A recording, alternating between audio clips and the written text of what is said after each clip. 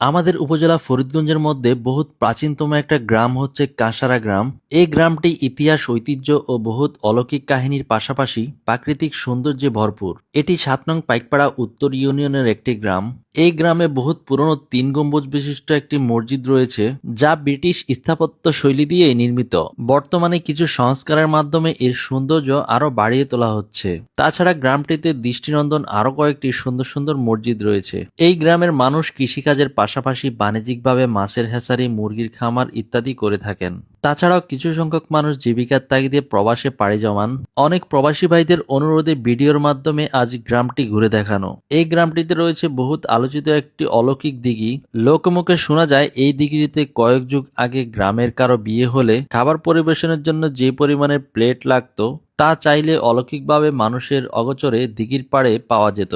পরে জরুরত সেরে দিঘির পাড়ে রেখে দিলে তা রাতের মধ্যে অদৃশ্য হয়ে যেত। কথিত আছে কোনো একদিন ইচ্ছে করে একটি প্লেট কম দেওয়া হয়, তারপর থেকে আর এই অলৌকিক কাহিনীটি দেখা মিলে না। যদিও এই কথাগুলো এখনকার যুগে কেউ বিশ্বাস করতে চায় না। এই দিঘিটির পাশে রয়েছে বিশাল একটি ঈদগাহ। এটিতে ২ ঈদে এলাকার মুসল্লিগণ নামাজ আদায় করে থাকেন। আর ঈদগাহটির পাশে সমাধিত রয়েছেন কাসারা এলাকার বহুত সম্মানিত ব্যক্তি মাওলানা আব্দুল খায়ের মোহাম্মদ রুহুল আমিন সাহেব। তাছাড়া কাসারা এলাকায় রয়েছে বহুত প্রাচীনতম একটি দাখিল মাদ্রাসা। এটি ১৯৬৫ সালে স্থাপিত হয়ে থাকে। ছোট থেকে বড়, শিশু থেকে বয়স্ক অনেকেরই এই মাদ্রাসার সাথে বহুত স্মৃতি জড়িত রয়েছে। বলে রাখি, এই মাদ্রাসাটিতে আমারও ৩ বছর পড়াশোনা করার অভিজ্ঞতা রয়েছে। এছাড়াও কাসারার দারুল উলুম মাদ্রাসা ও প্রাথমিক বিদ্যালয় সহ অনেকগুলো শিক্ষা প্রতিষ্ঠান রয়েছে। এই গ্রামের নামে কোনো বাজার নেই। এখানকার মানুষ গ্রামের পাশে শাহী বাজার থেকে কেনাকাটা করে থাকেন।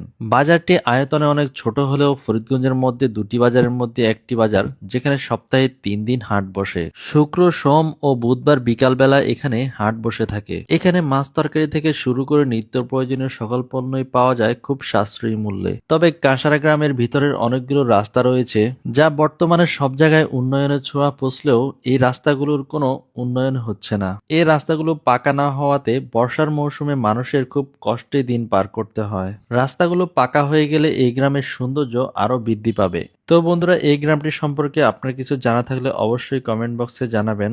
আর আপনার বাড়ি যদি কাসারা গ্রামের আশেপাশে হয়ে থাকে, তাহলে অবশ্যই ভিডিওটি শেয়ার দিয়ে অন্যকে দেখার সুযোগ করে দিবেন। তো বন্ধুরা, দেখা হচ্ছে অন্য কোনো ভিডিওতে। আজকের ভিডিও এতটুকুই। আল্লাহ হাফেজ।